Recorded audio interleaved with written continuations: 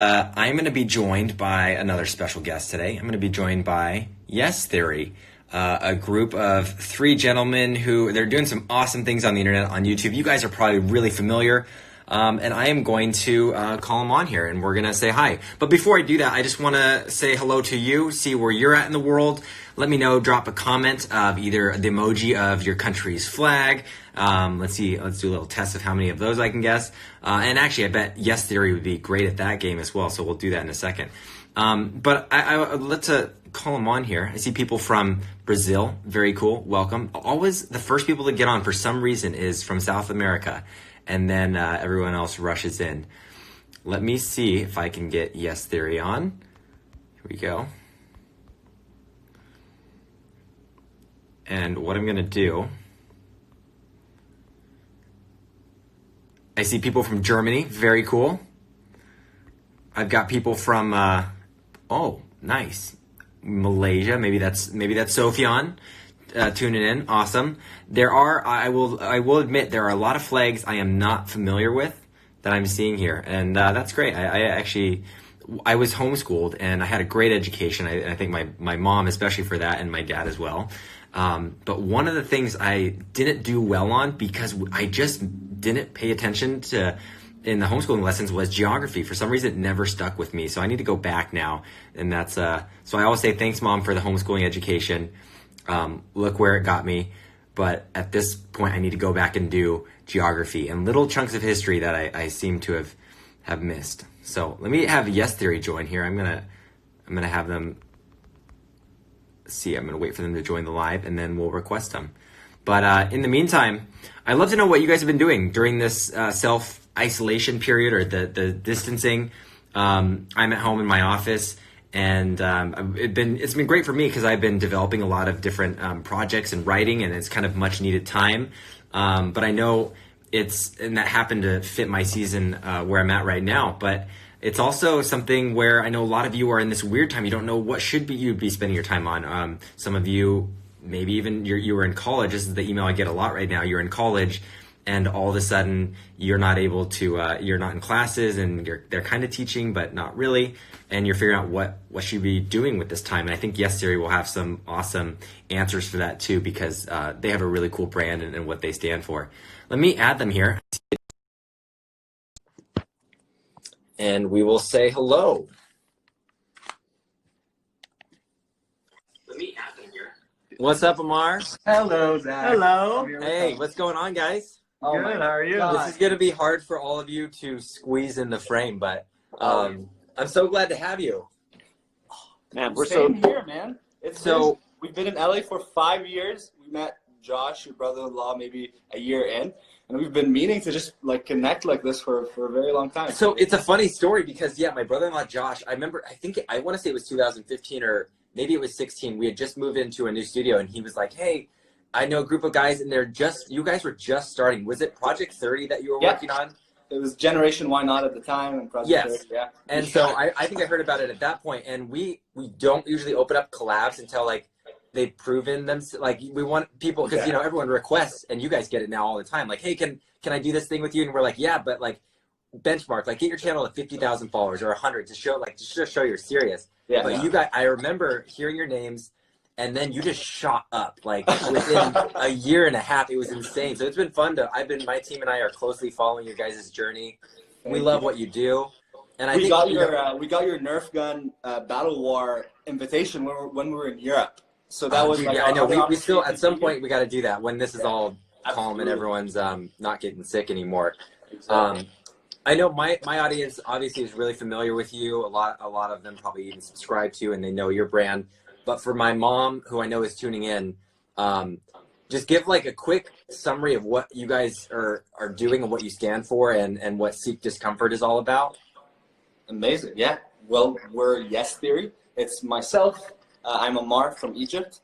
I'm Thomas. I'm French and Swedish. And then we have a third partner, Matt, who is French American. And about 5 years ago, we met very serendipitously over a summer in Montreal, Canada. And we all bonded over the shared desire to just do something different with our 20s and not necessarily just graduate college and do what we were expected to do. So the friendship started with an experiment where Matt Thomas and I, and Darren, who was our fourth partner at the time, we got together and we decided to do 30 things we've never done before in 30 days and make a video about it every single day to document the journey. Right. And as I said, it was all an experiment. There wasn't necessarily, we didn't know what we were going after, but it was merely just the connecting every day between the team and being able to produce an adventure that we can reflect on through a video. So we did that for a month, and then it was just the best month of our lives. We came out of it feeling like we've known each other for our whole lives, even though we had just met a few days before Project 30 started. So it was this instant just realization that, you know, we had something in our hands that we could really expand on, and it was the idea that the best things in life and the deepest connections happen when you step outside of your comfort zone. Right. And that was exactly what we experienced. So it was almost like us trying the yes theory, and at the time we didn't know it was yes theory yet because it was just Project 30, but the commonality between all the adventures was that we said yes every single day when we weren't really supposed to say yes, or when there was so many other things that we should be doing. So like from there, we just decided to, I didn't go back to school, Thomas quit his startup, Matt quit his startup, and we just put all our resources together, moved into a 1-bedroom apartment, and then just started making videos on a weekly basis. And at the time we were just, I mean, very limited resources, but at around 8,000 subscribers or 7,000 subscribers, we got an email from Snapchat saying, we really like what you guys are doing and we like the ethos of like what you stand for. And we're about to start a channel that targets millennial men. Would you guys like to move to Venice Beach, live in a house together, have like a set up life here and make content for Snapchat? So, I mean, at the time we thought it was a prank. We're 5 years later, we're in Venice and we're talking to someone who, you know, inspired us a lot. Like I remember Thomas telling me that he used to watch your Final Cut Pro. Oh, the tutorial days. That's old school. Yeah, I know. Back, the Final Cut King days. Yeah, I know. Those are really far back. But yeah, and when I was starting to learn how to edit, I was just looking it up on YouTube, and you were the top search. So it was wild seeing you go from doing tutorials to doing what you're doing now, which is and I mean that's what you guys have found. Like YouTube, it takes you on just an unexpected journey.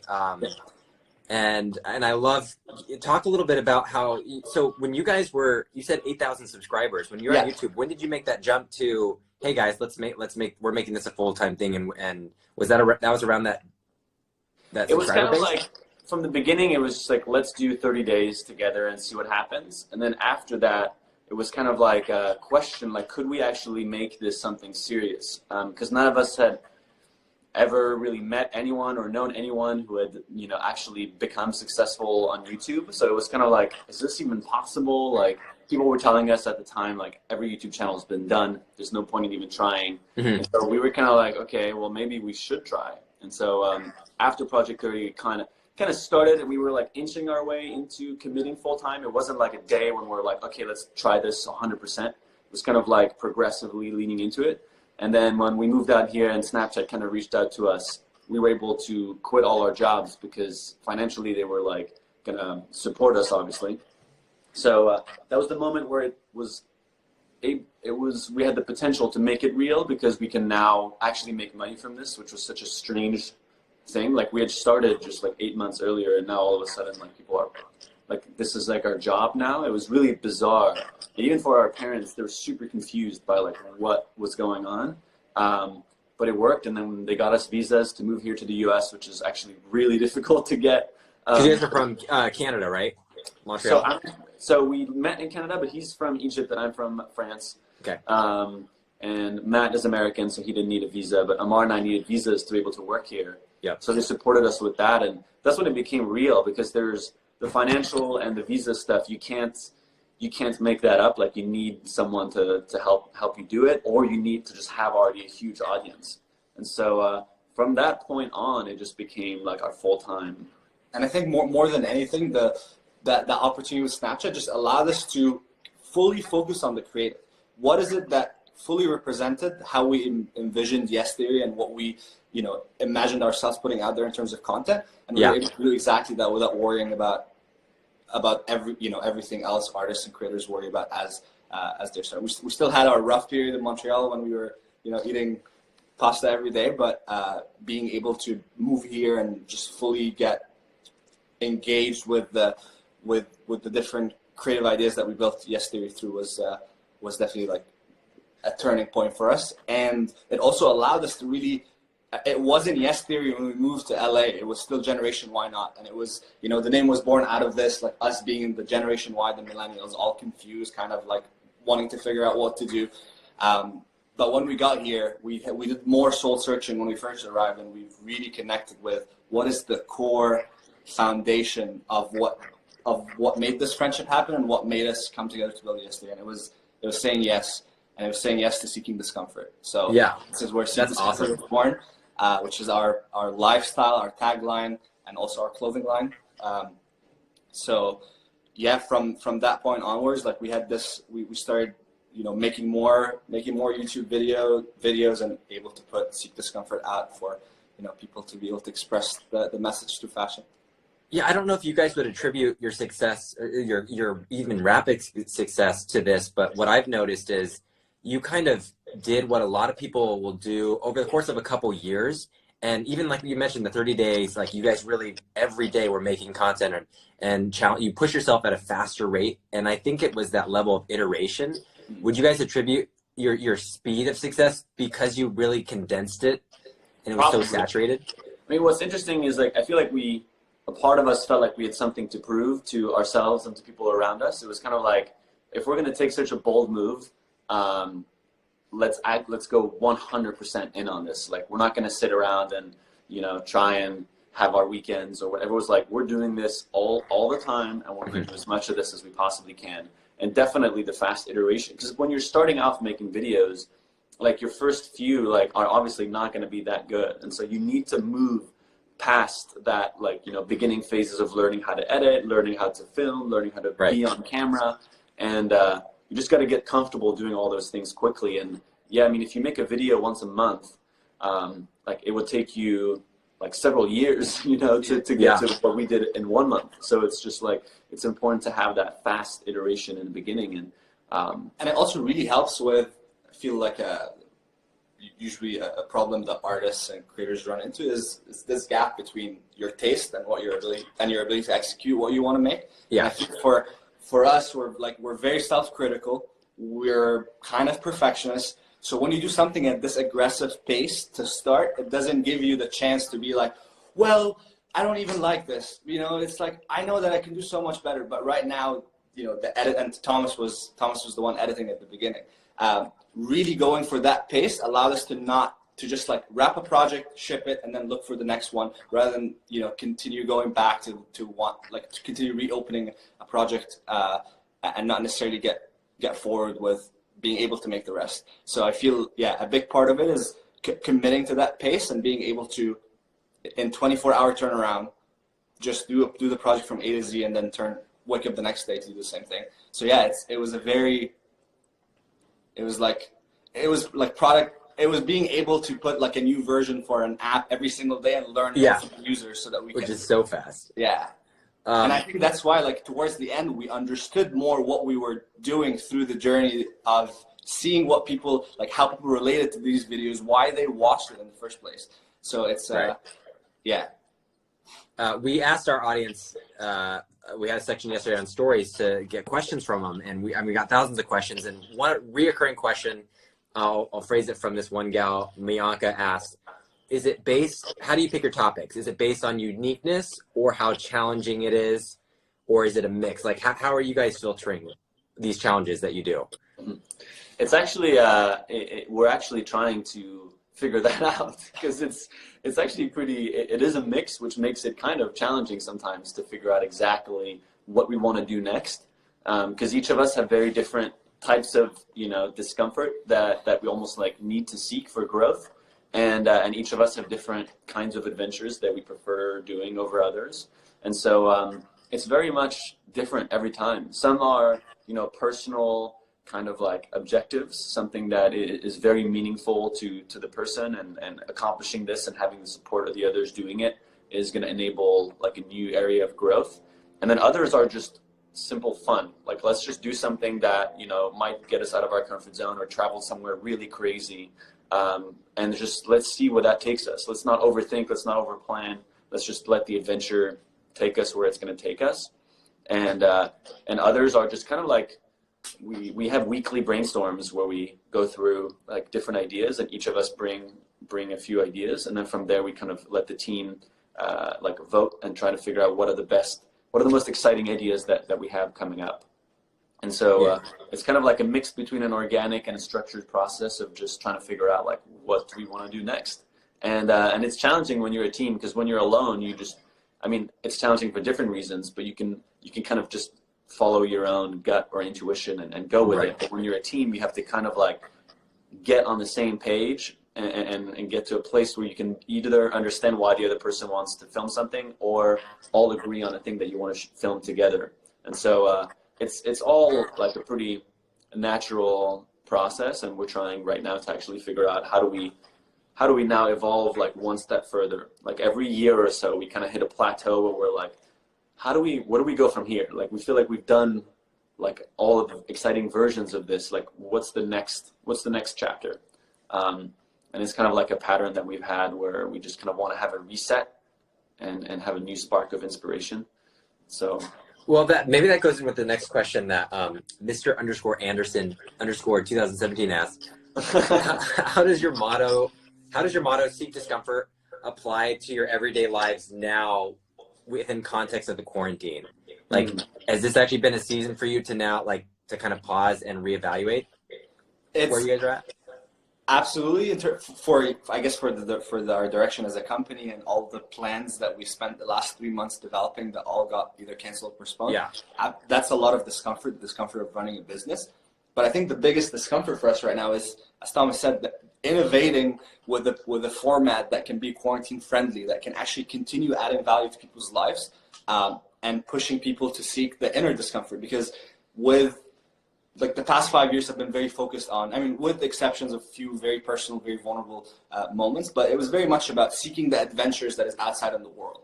But what happens when we can't be outside in the world anymore, and we need to really look inwards and turn to all the, the dark places in one's head that really helps us understand ourselves better and be able to like just be the truest version of ourselves, and be able to actually fulfill your potential at that point. So it's the discomfort that we're currently going through is being able to figure out how can yes theory help during this period. And we've got an experiment in the works next Sunday, right?